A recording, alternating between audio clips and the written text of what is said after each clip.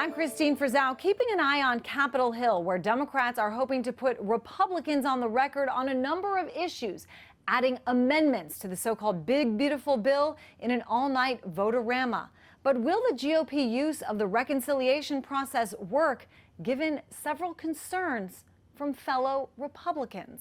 Subchapter B, improving services for seniors.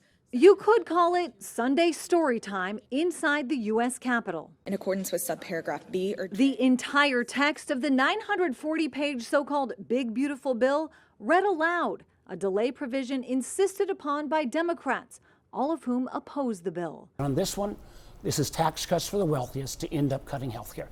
Plain and simple. You can put any lipstick you want on this pig, but it's still a pig. But the future of the legislation in the Senate will come down to Republicans, who hold the majority and include holdouts. But the vast majority praise the legislation, defending things like work requirements for some people who receive Medicaid. We're trying to make structural reforms that make these programs stronger and make them be able to actually last and be there for the people who need that assistance. This cuts spending. It's the largest deficit cut by any Congress ever in history. It makes tax cuts permanent. But those tax cuts, including for the wealthiest Americans, as health care and food benefits are cut for millions of people. It could also increase the debt by more than $3 trillion.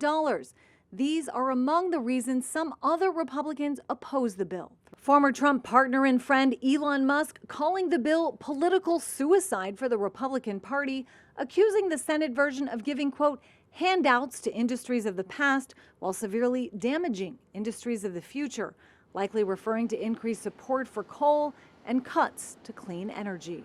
The president, in a post, singling out some Republicans who had concerns about the bill but voted to advance it anyway. Republican Senator Tom Tillis, meanwhile, announcing he would not seek re-election after voting against the bill.